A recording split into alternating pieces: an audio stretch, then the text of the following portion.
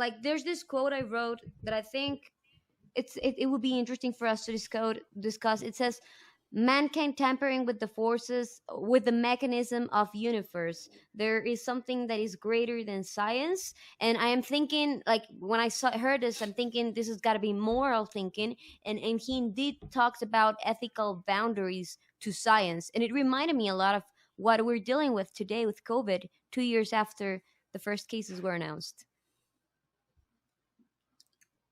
Yeah, it would, except for like Mark Ruffalo and probably everybody associated with the movie is probably perfectly fine with zero ethical boundaries to using science as a justification for reshaping people's lives and whatever.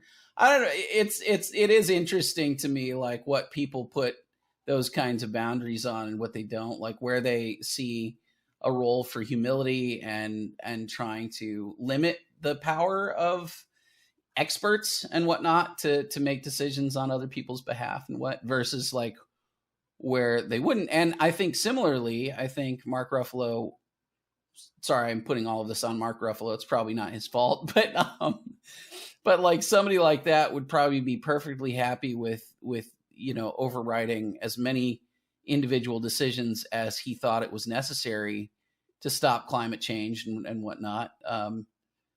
But of course, when it comes to something that didn't do that, he would put ethical boundaries on it. So I tend to see that kind of quote as a little disingenuous, especially coming from Hollywood.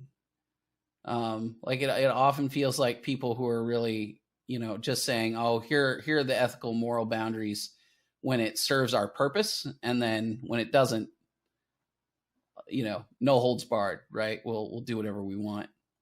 But I don't know. I mean, I like the quote though.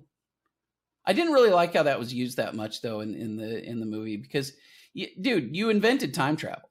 Like, what if you invented time travel? If you understand that time travel is going to be a thing, you understand that you can't control it being used in ways that you don't want, right? There's no way to control that. There never would have been any way to control that. Also the thing with unintended consequences, like there is a scene when middle-aged guy and 12-year-old guy are talking with his dad, and he's like, oh, I just did it because I didn't think about what could happen afterwards. It was just like a sample project or something like that. Right. And unintended consequences, the world ends. But I mean, like every decision we take, especially when it's like that important and when there's power involved, it definitely can transform lives.